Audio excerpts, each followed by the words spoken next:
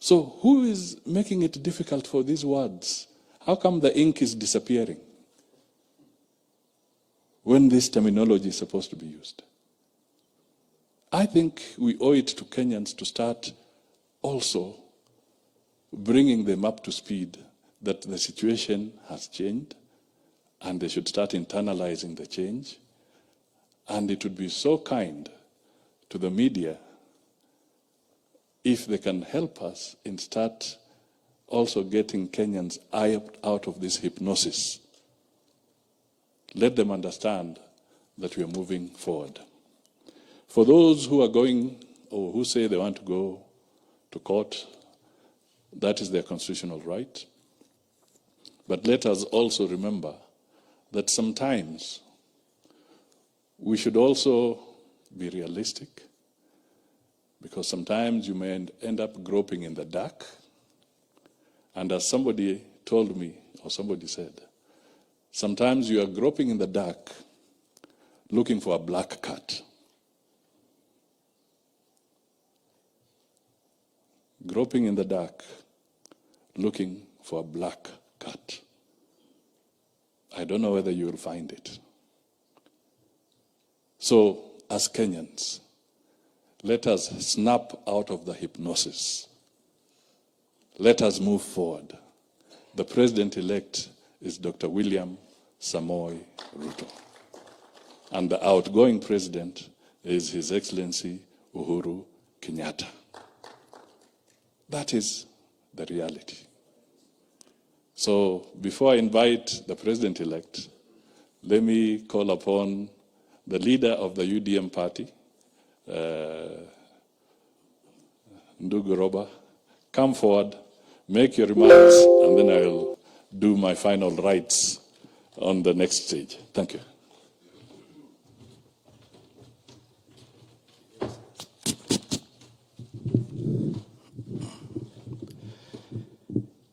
Your Excellency, the President-elect of the Republic of Kenya, William Samoei Ruto, my colleagues, the party leaders, and senior leaders who are here, I want to first take this opportunity to say, Alhamdulillah, we thank the Almighty Allah for giving us this opportunity to come back together.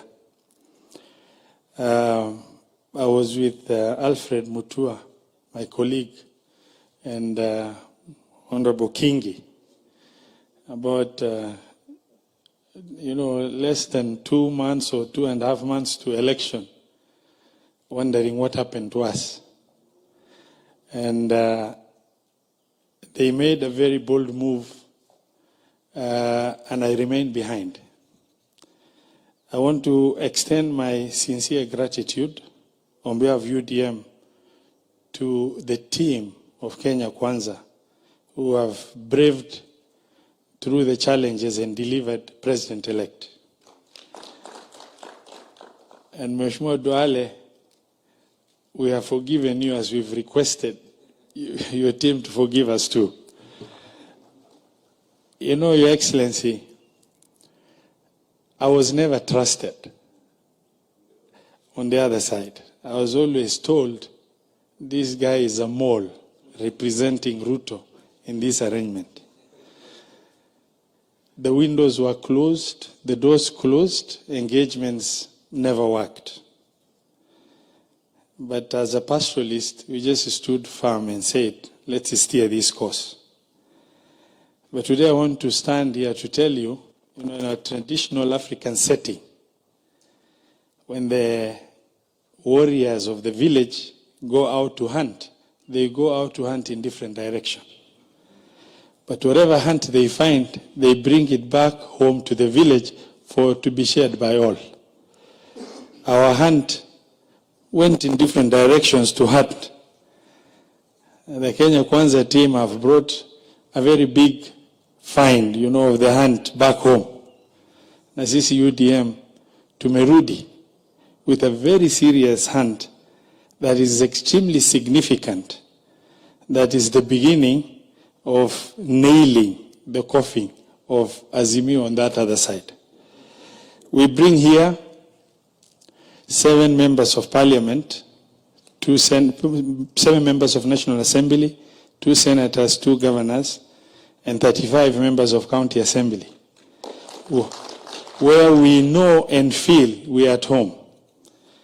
For the sake of members of the Fourth Estate, from when our colleagues from Kenya Kwanza reached out to us, is about a week.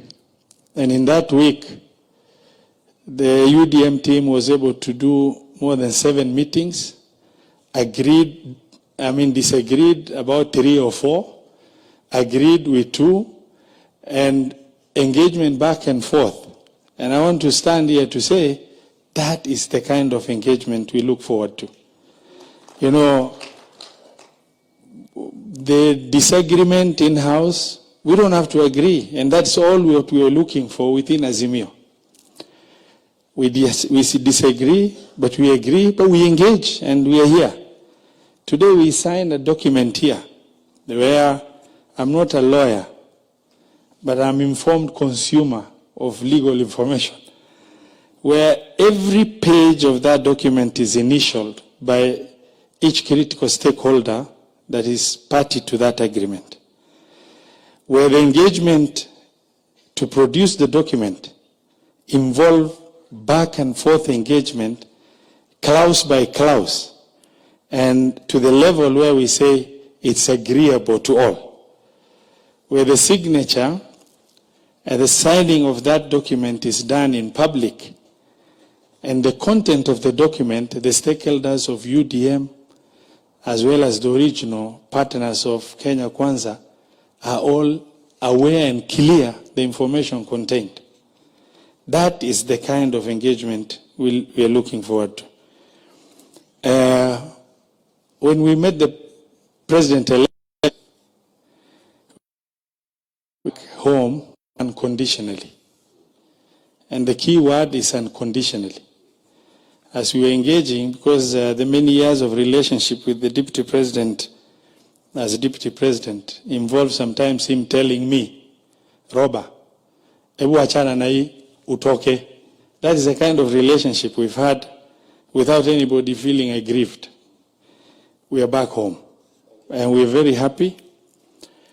And in as far as those that have delusions, on the other side, you know, discussing the issues of some alleged agreement in existence, I want to stand here to categorically, emphatically state that there is no legal agreement between UDM and any other party for that matter.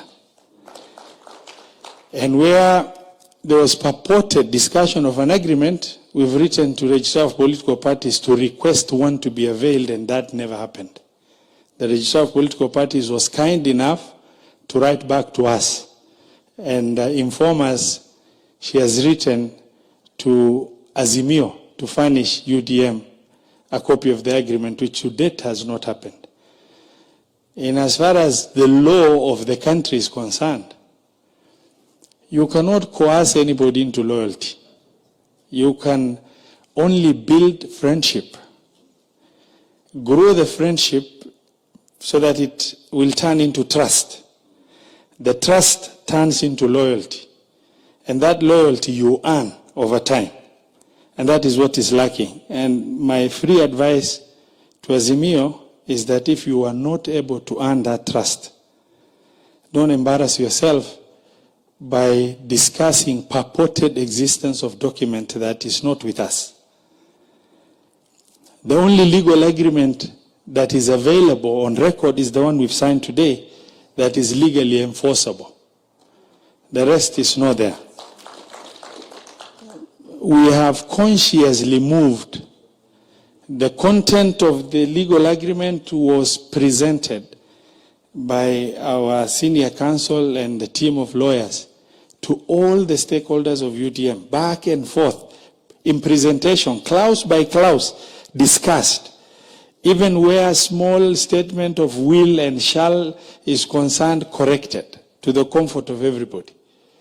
And today we've signed something we know. And Your Excellency, if nothing came to us, you should rest assured the decision to join you was long done before the voting happened. And for,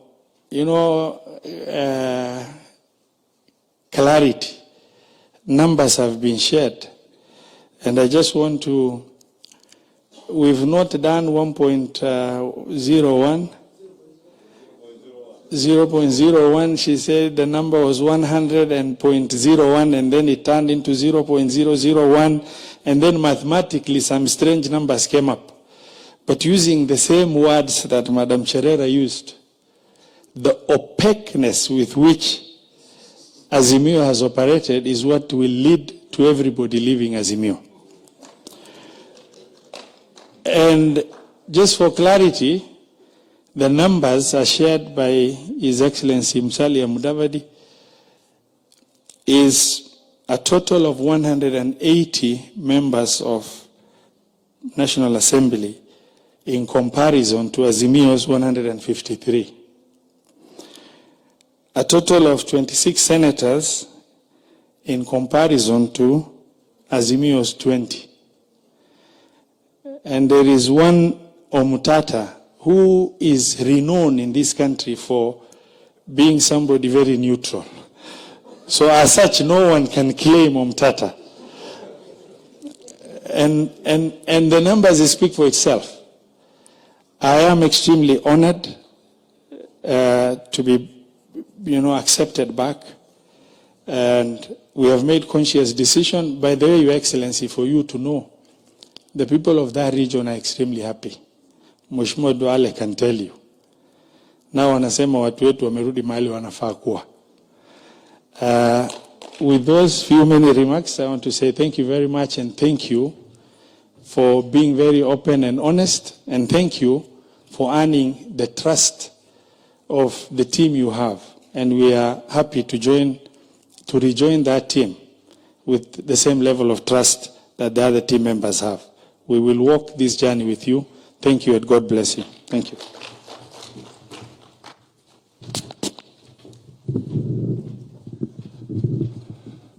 Okay. Thank you, Mheshimiwa Roba. Now, before I invite the President-elect to address us and the nation from here, I have the singular honor and privilege on behalf of Kenya Kwanza to announce that we have unanimously agreed that the Speaker nominee for the National Assembly for the Kenya Kwanza coalition shall be one Moses Masika Wetangula. Alias Papa wa Roma. Thank you, and congratulations on behalf of Kenya Kwanza. I'm sure you're sitting next to your predecessor and classmate. So if there's any missing gap, and oh my God, stop there. All right. So ladies and gentlemen, let me now call on the stage His Excellency Dr. William Samoei Ruto, the President-elect of the Republic of Kenya. Karibu, ndugu William Samoei Ruto. Thank you. Please. Asanteni sana. Please, let's take our seats. Thank you very much. My good brothers, leaders of political parties, Governor Senator Roba, now, the party leader of UDM, and the membership and leadership of UDM, fellow members of Kenya Kwanza, good afternoon, or is it good evening? Let me take this opportunity, my good brothers and sisters, I see there are many, from United Democratic Alliance, United Democratic Movement, to Kenya Kwanza. Karibuni sana. Karibuni sana. As has been said here, this is the alliance and the coalition of the willing and the free. As my good brother Robert has said, when it was time to come together, there were no ifs and there were no buts. We just said, actually when Robert and my other good brothers came and we had the first meeting, they told me that we have come here whether you like it or not.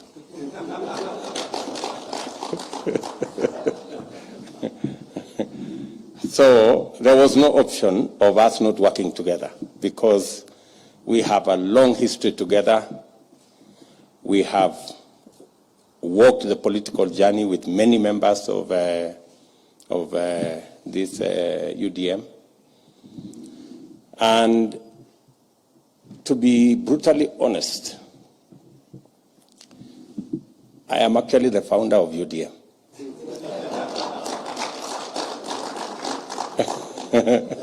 So thank you for bringing my party home. So the UDM, we formed this UDM party with Kipruto Kirwa and Sambu and Jirongo way back in 1998. That's how far it goes. When we were harassed out of Kano, that is what we did. But the rest is history. The news is that this afternoon, UDM becomes a member of Kenya Kwanza. Na karibuni sana.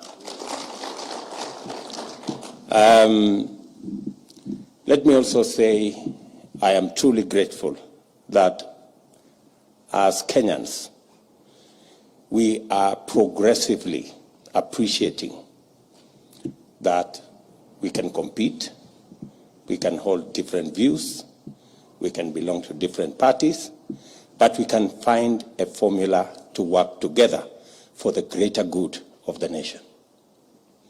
And I think this is the journey we are engaged in at the moment.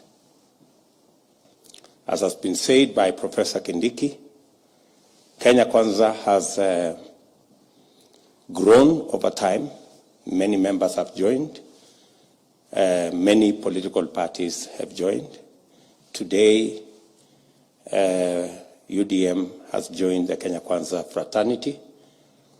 And like all the other members that have joined before you, you will become an equal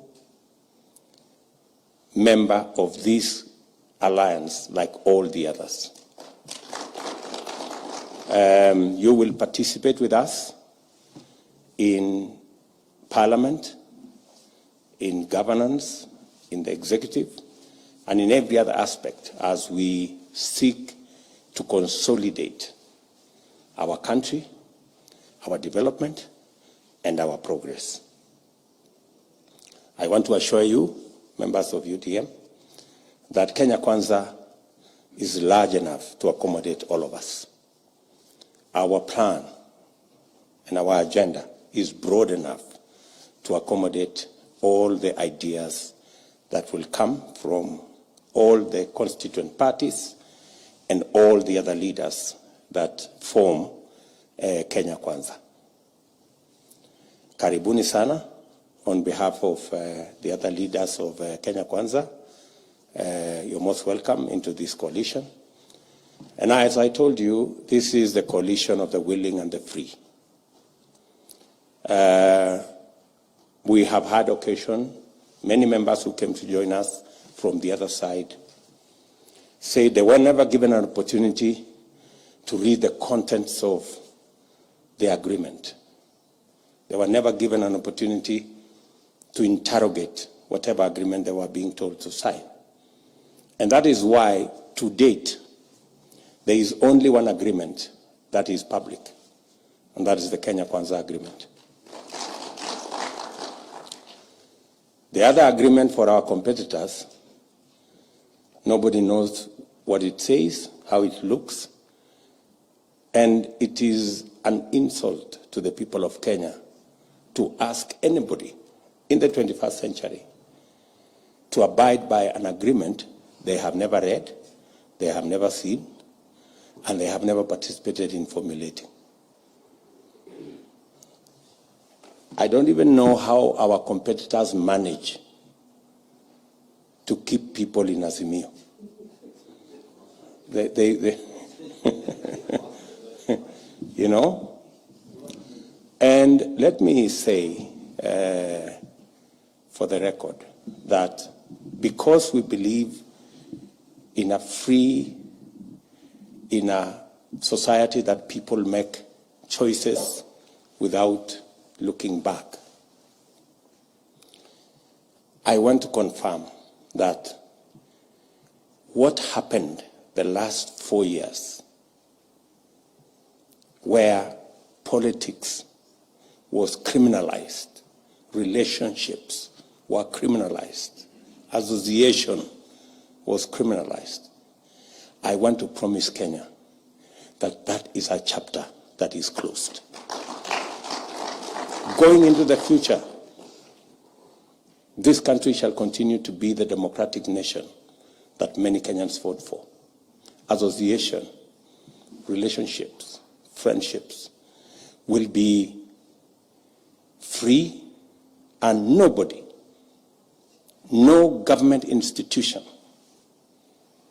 will be used by anybody to criminalize friendships or associations or political affiliations.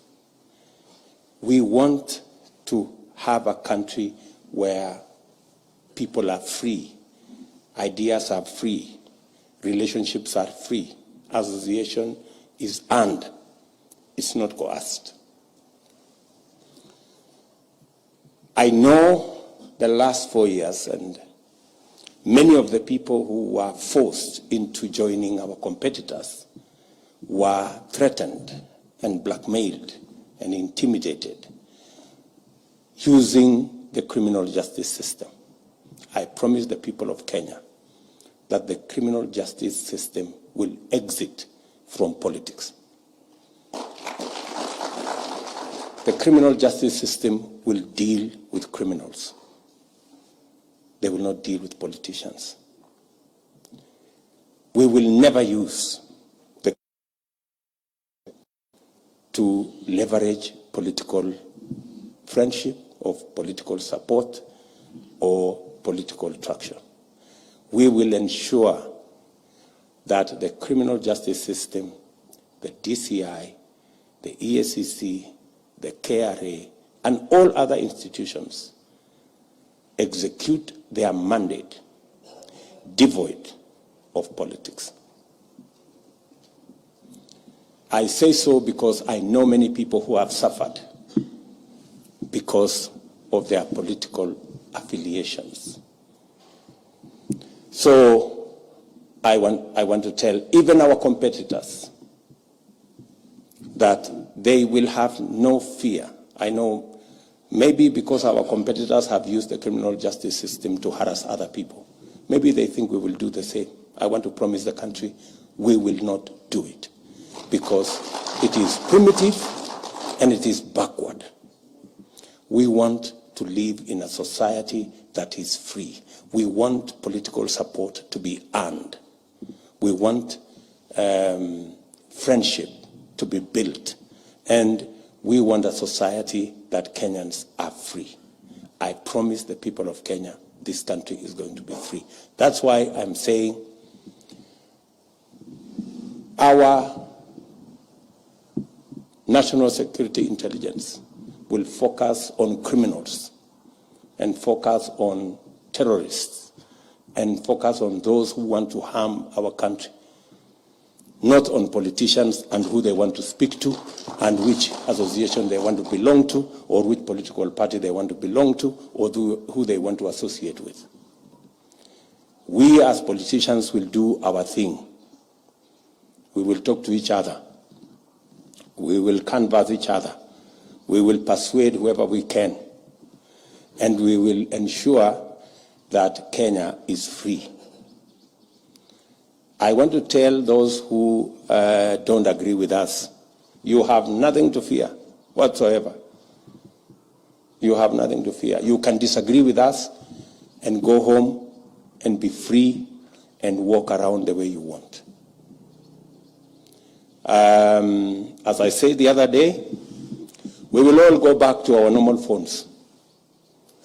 Nobody will tap your phones to criminalize your relationship or your friendship or your political association. Let me also say, as we go into the future, that we have a daunting responsibility. Many people are wondering why we are consolidating our place in the National Assembly and our place in the Senate. We have a huge responsibility ahead of us. We need a lot of policy decisions to be made. We need some legislative interventions to be made.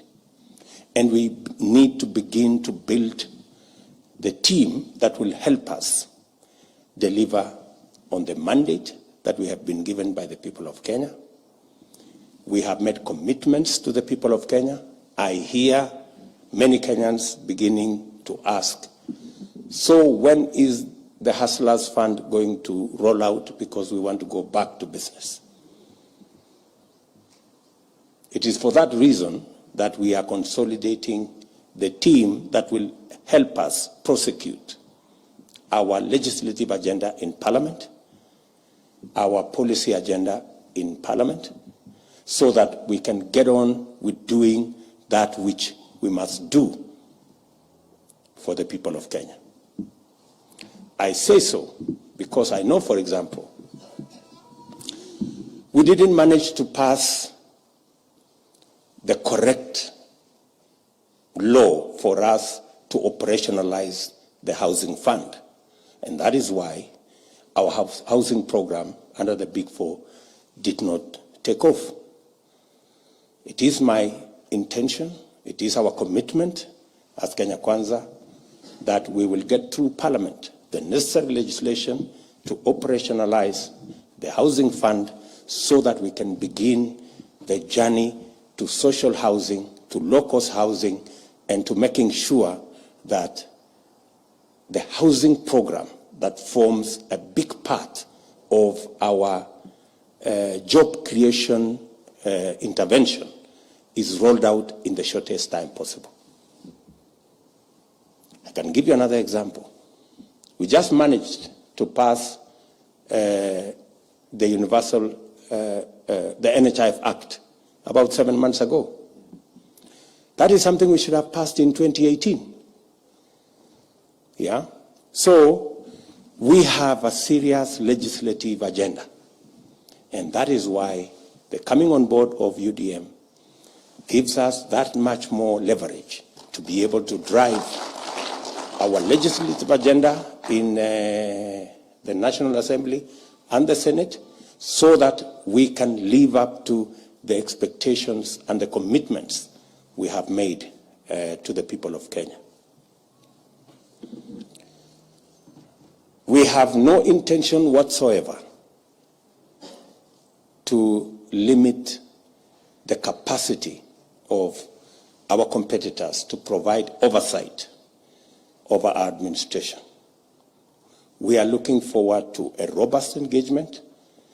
We are looking forward to our competitors providing oversight so that the people of Kenya can get value for the resources we have.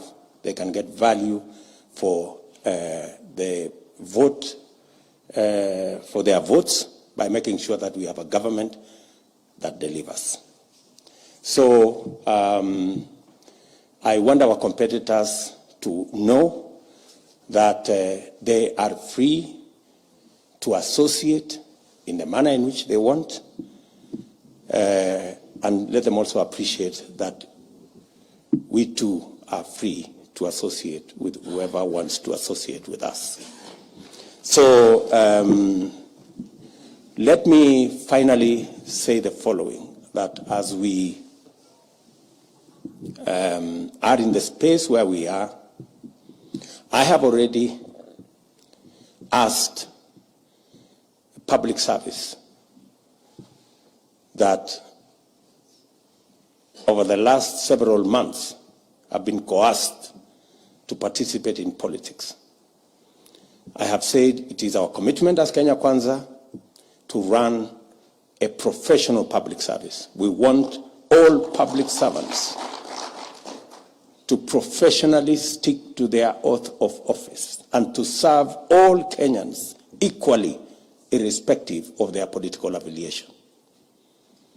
I want to repeat, for the avoidance of doubt, all public servants, from the assistant chief to permanent secretaries and all other public servants, that it is not their place to support this political party or that political party. They enjoy the right to serve all Kenyans equally, irrespective of their political affiliation.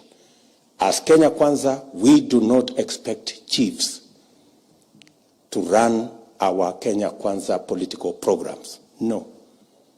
We want chiefs to serve all Kenyans, to provide service to all Kenyans equally.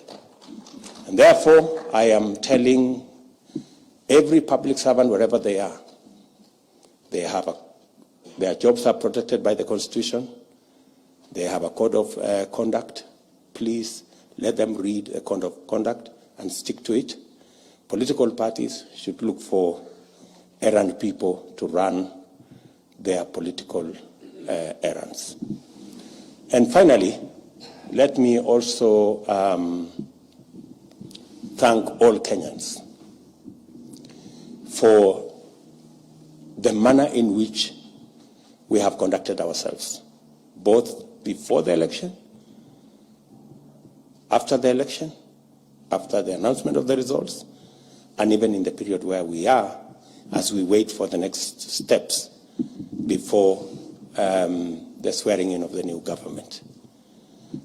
I want to very sincerely say that the way we had an issue-based election has brought us to where we are. All Kenyans who went to the ballot and voted, and all Kenyans who have maintained peace are the heroes of our nation. All Kenyans. And I want to salute every Kenyan, wherever they are, and commit to them that this is the new Kenya.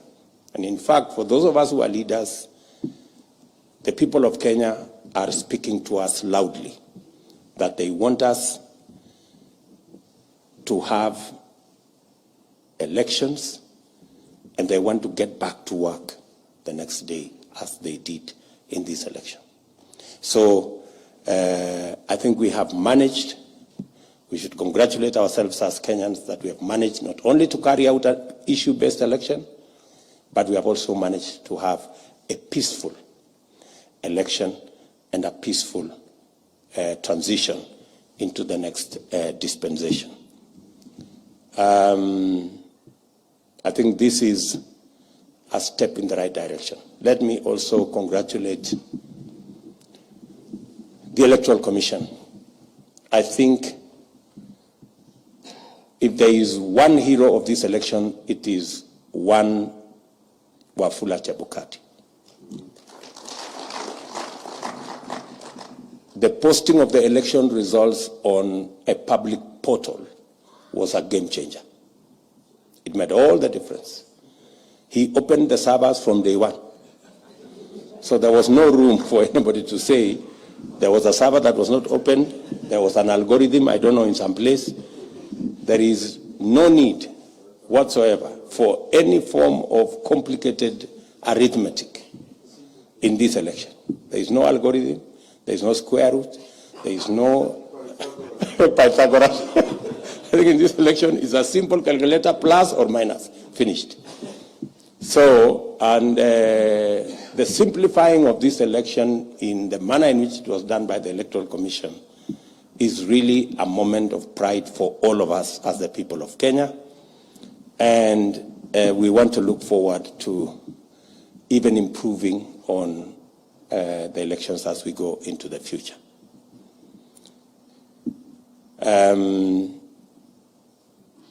I want to persuade also our competitors.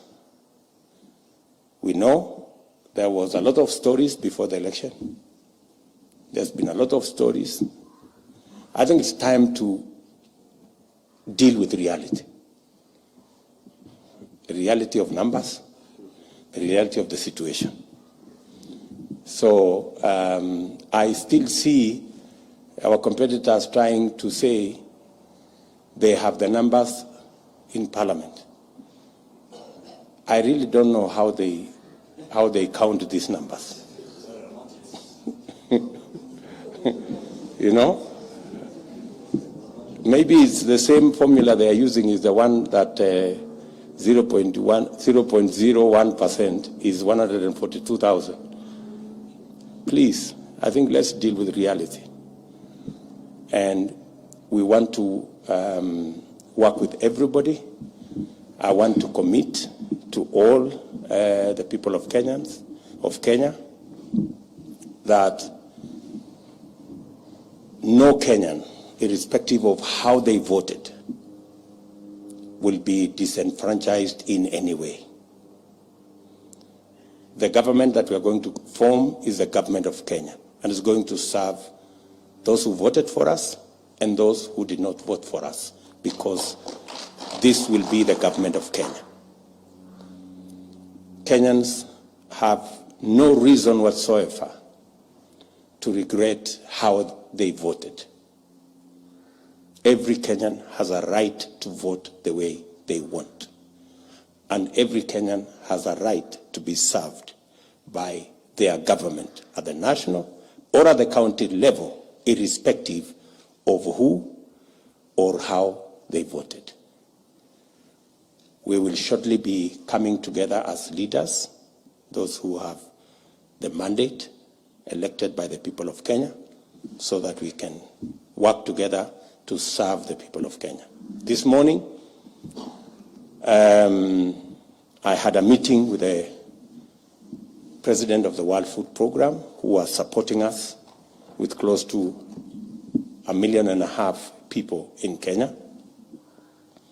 We are all aware of the situation where we are with food prices, and we have agreed on an early meeting in the course of next week to begin the journey to see how we can support our farmers to be able to produce so that we can no longer suffer the hunger that millions of our citizens are suffering. So we have begun the process of consolidating information so that it can inform our next move as we conclude the election process in all of us, and assure the country that we have a capable team to be able to take charge of the situation in the country and to take Kenya where we all want Kenya to be. So again, to my UDM brothers and sisters, karibuni sana.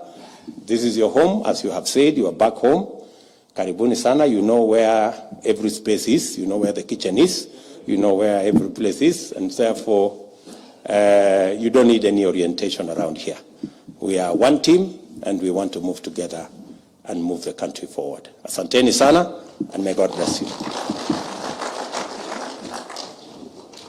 I think we will have some photo op very quickly in 2 minutes. I request the party leader of UDM to step forward and exchange documents with the president-elect. Next. After that, the party leaders.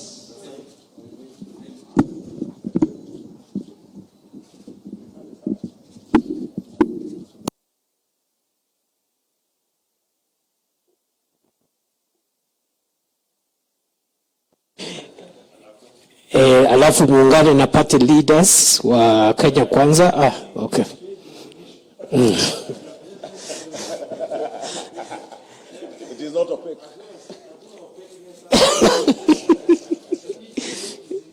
Yes.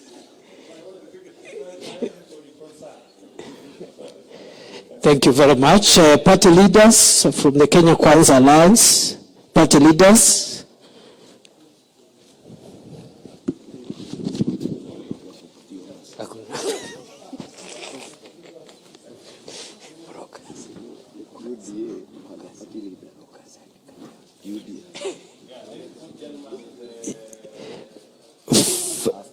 Fabian Fiavon is the leader of Grand Dream Development Party, GDDP. Now chairs to join them and the Secretary Generals. MP elect for Kangundo, Fabian, yes. Chairpersons and Secretary Generals. No, it's okay. Maybe some, you need to carve a bit, carve in a bit.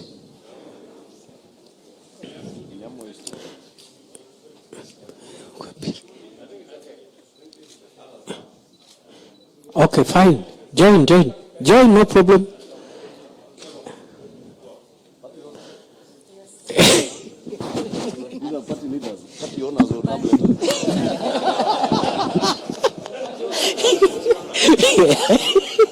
These are leaders. So, Party leaders. yeah.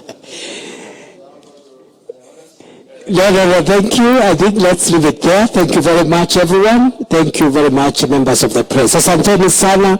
Mungu awabariki. The function is now officially over. Asanteni.